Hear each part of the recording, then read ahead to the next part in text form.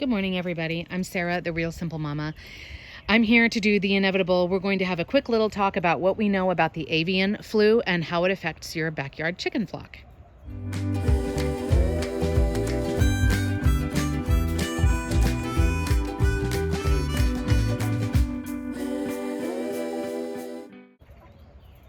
Good morning. It's a beautiful spring morning here. I'm going to keep this brief. Remember that this is an opinion video based on my research and my experience. I am not in any kind of medical doctor. I'm not a vet. I don't have any Doolittle blood in me. So this is just my opinion based on what's going on in the United States, particularly with the bird flu or the avian flu.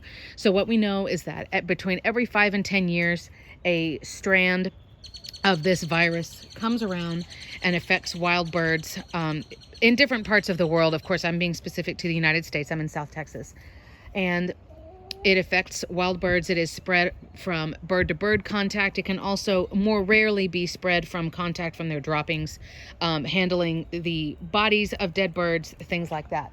What does that mean for chicken flocks? Yes, it is true that in the news there have been, in Texas, for example, there was I want to say it was a larger flock of quail that got infected. I know there are, plants or companies that have had to put down thousands, if not millions of birds, and it's just incredibly heartbreaking to hear about. So what can we do?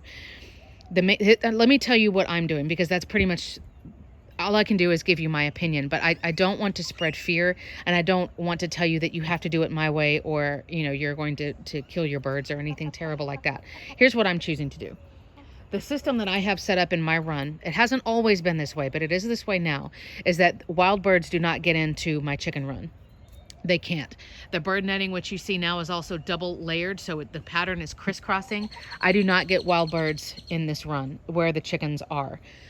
Yes, there are wild birds in my yard, but they're not here.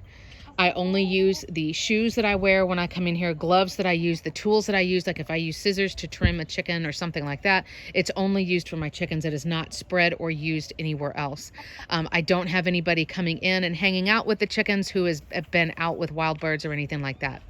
From what I have read on different medical reports and, things specific to Texas and to my area is, like I said, this does happen between every 5 and 10 years. There has to be, unfortunately, a big purge of, some of the larger flocks that are used at egg factories or processing plants and things like that. There is, of course, some of the wild bird population that also is lost every 5 to 10 years. But in my experience, it's better to just have the knowledge. It's better to do what we can and then not obsessively worry about the rest of it that's not in our control. So what is in my control is that I have bird netting. I advocate bird netting for many reasons, to keep aerial predators out and to keep wild birds out. I will say with this nylon netting, I have never had a wild bird get stuck in it. I have never had a problem or anything like that now that it's been set up. It is no longer an issue. I do not keep any kind of wild bird feeders outside my chicken run anywhere nearby. There are some like on the other end of my property, but they're not here anywhere close to the chickens. So it's not, there's no chickens and wild birds are sharing feeders or anything like that. Like I said, I keep my chicken shoes and my boots and all of my materials. They're either kept here in the run or they're only used here. I'm not going back and forth to areas where there's a lot of wild bird droppings or anything like that.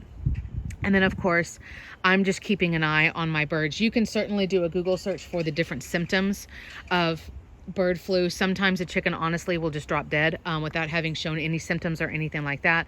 Otherwise, it's the typical symptoms of my chickens don't feel good, right? Like they're not eating and drinking, they're pale, they're listless, they're not laying eggs, or the eggs are malformed, or there's a super soft shell. I mean, it's the typical, like something is going on, my bird does not feel good. But in my experience, I'm doing the bird netting, I'm keeping the wild bird feeders and stuff out of here. I minimize as much as possible keeping rats and mice and squirrels and other animals out. With those, it's not possible to keep them totally out. So I'm just doing the best that I can. And then I give my chickens, I try to do little extra bonus things that certainly is not strong enough to kill a virus, but it does keep their immune system stronger. This can be giving them raw garlic, either in oatmeal or putting it in their water for a day or two. And then make sure that you clean that out and give them fresh plain water. You can give them Greek yogurt that has no sweetener in it. It's just plain the tart Greek yogurt that has probiotics in it. Again, none of those things are actually going to kill a virus if your chickens are ill. The point is that it's making their bodies stronger so that they can help fight off illness if they do get sick. But as far as how I'm handling the bird flu, and I've asked, the people who have had chickens in my area for like 20, 30 years, and they're like, we've seen this before. Inevitably, we're going to see it again. This noble chicken. This is what we're doing. We're doing the best we can to keep the wild birds out of the area. But in the other things that I've read, it's not really something that you need to be concerned about. Again, unless you see a chicken start acting really sick, you have losses in your flock that you can't explain.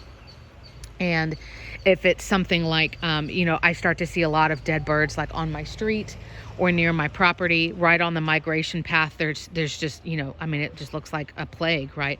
Where you start to see lots of dead birds. But other than that, it's nothing to panic about. Just keep your chickens healthy. If you do choose to lock them up and keep them in a coop or keep them covered or whatever, that's totally fine. I'm not here to judge you or tell you that you're wrong or that you are, whatever. I'm just telling you, for me, working 2 jobs, I'm immunocompromised. I have an immunocompromised child. This is what's in my control and what I can do without spending a lot of extra time or money for something it's going to happen again in a couple of years. So those are my thoughts on the bird flu. Just be smart. Try to keep the wild birds away from your chickens. Don't let them share food. Don't have a bird bath or anything around by your chicken run. Get rid of all of that stuff. As you can see, all my feeders are gone. And then inevitably it will pass. And then, of course, as usual, just be out with your chickens. I know there's truck noise, so I'm talking fast. Just be out with your chickens. Keep an eye on them. Have an idea if somebody starts to feel bad, somebody's not acting right. And I'm always here if you have questions. But I hope that gives you a little bit of peace of mind to think about what you can do that's in your control, but it's certainly not a reason to panic. Okay, thanks.